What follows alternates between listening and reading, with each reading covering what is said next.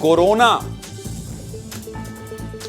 किसी को भी हो सकता है, किसी को भी हो सकता है। अगर आप वैक्सीन लगा चुके हैं और आपको लगता है कि नहीं भाई मुझे तो कोरोना नहीं होगा, तो इस भ्रम में बिल्कुल नहीं रहना है। कोरोना किसी को भी हो सकता है और आंकड़े डरा रहे हैं, आंकड़े डरा रहे हैं। मैं फिर कह रहा हूं, मैं डराने नहीं आता हूं, लेकिन आंकड़े डरा रहे हैं। लोगों की मौतों की संख्या में भी बढ़ोतरी हुई है और इसलिए कह रहा हूं, पिछले 5 दिनों से लगातार आपको कोरोना का अपडेट दिखा रहा हूं, हर दिन आपको सावधान कर रहा हूं। शब्दों पर गौर करिएगा, डरा नहीं रहा हूं, सिर्फ और सिर्फ आपके लिए आपको सावधान कर रहा हूं। कोरोना के मामले एक बार और तेजी से बढ़ने लगे, अभी एकदम शुरुआत है। अगर अभी आप लोग सावधान हो जाएंगे तो यह महामारी अपने पैर नहीं फैला पाएगी। और अगर आपने हल्की सर्दी, खांसी, बुखार को हल्के में लिया और मौज में घूमते रहे, अपना ख्याल नहीं रखा, तो हालात खराब हो सकते हैं। कोरोना का नया वेरिएंट अब लोगों की जान भी ले रहा है। विस्तार से बात करूंगा, लेकिन सबसे पहले आपको कोरोना पर अपडेट बता देता हूं। देख लीजिए, केंद्रीय स्वास्थ्य मंत्रालय हर सोमवार को कोरोना डैशबोर्ड, मतलब जिसमें कोरोना से जुड़े आधिकारिक आंकड़े रहते हैं, उसको अपडेट कर रहा है। लेकिन हर दिन सामने आ रहे कोरोना के मामलों की बात करूं तो देश में कोरोना के मरीजों की संख्या 1326 पहुंच गई है। इतना ही नहीं, इस सीजन में कोरोना से 14 लोगों की मौत भी हो गई है, जिनमें से 6 मौत तो केवल महाराष्ट्र में ही हुई है। मतलब देश में कोरोना के मामले बढ़ने की रफ्तार अब तेज हो गई है। आज की तारीख में कौन से राज्य में कितने मरीज हैं, ये भी एक बार देख लीजिए। आपको मैं विस्तार से बड़ी स्क्रीन पर दिखा देता हूं, इसलिए बड़ी स्क्रीन पर डाल दीजिए भाई। किस राज्य में भारत में कोरोना, मैं आपको विस्तार से बता देता हूं कि किस राज्य में कितने हैं। ये देखिए, पहले ना तो इतने राज्य थे और ना तो डबल डिजिट में आंकड़ा था, अब तो ट्रिपल डिजिट के कई सारे राज्य दिखाई दे रहे हैं। दिल्ली से शुरू करते हैं, दिल्ली राजधानी है देश की, 104, राजस्थान में 22 कोरोना के मरीज, गुजरात में भी आंकड़े बढ़ गए 64, महाराष्ट्र जहां मौत सबसे ज्यादा हुई है वहां 385, कर्नाटक में 126 और केरल में यह आंकड़ा 430 पहुंच गया है, 430 पहुंच गया है। और केरल से आने जाने वालों की जो हिस्ट्री है वो मध्य प्रदेश में भी कोरोना लेकर आए थे। हरियाणा में 18, उत्तर प्रदेश में 40, पश्चिम बंगाल में 27, देखिए छत्तीसगढ़ में ये आंकड़ा कितना हो गया। और इधर आ जाऊं मैं मुकेश, पश्चिम बंगाल में 27, छत्तीसगढ़ में 3, मध्य प्रदेश में 9, तमिलनाडु में 69 केस। मतलब आप समझ रहे हैं। इसलिए कह रहा हूं कि डरा नहीं रहा हूं, सावधान कर रहा हूं। देश में कोरोना के सबसे ज्यादा मामले केरल और महाराष्ट्र में ही, लेकिन पिछले 24 घंटे में कहां-कहां नए मामले सामने आए हैं और क्या-क्या नया अपडेट है, ये भी जान लीजिए, बता देता हूं। पिछले 24 घंटे में जम्मू कश्मीर में कोरोना के 2 नए मरीज सामने आए हैं। दोनों ही मरीज केरल के रहने वाले हैं। देख लीजिए, मैं कह रहा था ना कि केरल की हिस्ट्री बहुत तकलीफ दे रही है, बहुत डरा रही है, और जम्मू कश्मीर में रहकर पढ़ाई कर रहे हैं। इसके अलावा महाराष्ट्र के ठाणे में कोरोना से एक बुजुर्ग की मौत हो गई है और चंडीगढ़ में भी कोरोना से एक मरीज की जान गई है। कोरोना के सीजन में अब तक 14 मरीजों की मौत हो चुकी है। सबसे ज्यादा मौतें महाराष्ट्र में हुई हैं, जहां अब तक कोरोना से 6 मरीज दम तोड़ चुके हैं। तो वहीं केरल, राजस्थान और उत्तर प्रदेश में 2-2 मरीजों की मौत हो चुकी है, जबकि कर्नाटक और मध्य प्रदेश में 1-1 मरीज की मौत हुई है।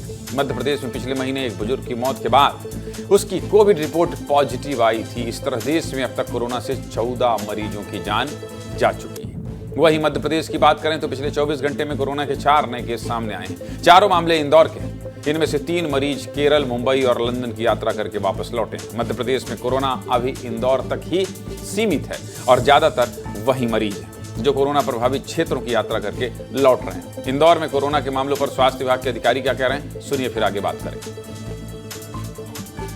अभी तक कोविड के जो है कल 4 केस नए हो रहे हैं, उसमें से 3 फीमेल है और 1 मेल है। उनकी ट्रैवल हिस्ट्री देखी जाए तो ट्रैवल हिस्ट्री जो है, एक की यूके की है, एक जो पहले पॉजिटिव केसेस आए थे उनके कांटेक्ट में आए थे, और एक की है बॉम्बे की ट्रैवल हिस्ट्री है। सभी पेशेंट स्टेबल है। उनको चूँकि सर्दी, खांसी और बुखार थोड़े सिम्टम्स जैसा लग रहा था, तो उन लोगों ने जो प्राइवेट जांच कराई है और जांच में उनको कोविड की रिपोर्ट पॉजिटिव आई है। सभी होम आइसोलेशन में है, स्टेबल है और वो सिम्टोमेटिक ट्रीटमेंट ले रहे हैं। कोरोना के बढ़ते मामलों के बीच एक चिंताजनक खबर भी आई है। आईआईटी कानपुर और बीएचयू के कुछ एक्सपर्ट्स का दावा है कि कोरोना के नए वेरिएंट पर वैक्सीन का कोई असर नहीं होगा। एक बार फिर बताऊंगा, एक बार फिर बताऊंगा कि जो कोरोना के नए वेरिएंट आए हैं उस पर वैक्सीन का कोई असर नहीं होगा। आप समझ गए?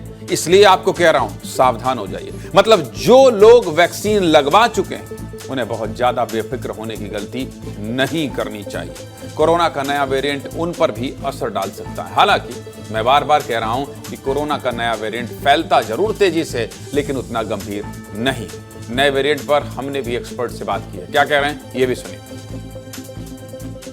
ये जो JN1 वेरिएंट है ये इसकी संक्रामकता काफ़ी है, इसलिए अगर कोई व्यक्ति सर्दी खांसी जुखाम गले में दर्द या फिर बदन दर्द पेट में खराबी होने से किसी परिवार में आता है तो बहुत ही जल्द उसके जो परिवार वाले हैं या संपर्क वाले हैं वो भी इससे ग्रसित हो जाते हैं। अभी ये एक इंटरेस्ट का विषय है कि एक म्यूटेशन आया है जिसने अपने पाँव पसारना चालू किए हैं, तो हम सभी चौकन्ने हो जाएं और अगर हम सब सोशल डिस्टेंसिंग, मास्क, स्टरलाइजेशन का उपयोग, ये जो स्तंभ हैं कंट्रोल के, अगर इन पे वापस हम आ जाएंगे तो निश्चित रूप से हम एक वेव को आने को वैसे ही टाल देंगे।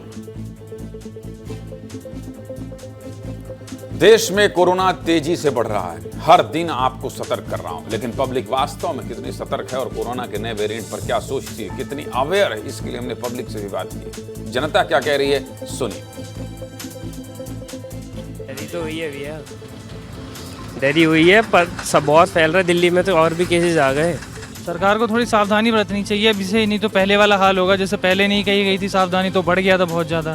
कोई कोरोना से किसी को डरने की जरूरत नहीं है। मैं बता दूँ कुछ होगा भी नहीं। मेरी एज 82 ईयर्स हो रही है, समझ रहे हैं ना, 82 है, समझ रहे हैं ना। अगर मैं मस्त रह सकता हूँ तो नौजवान लोग कैसे नहीं मस्त रह सकते। रोजगार ठप हुआ था लॉकडाउन की वजह से, और बाकी डरना तो है नहीं, क्योंकि जो होना है वो तो होना ही है, डरना क्या है।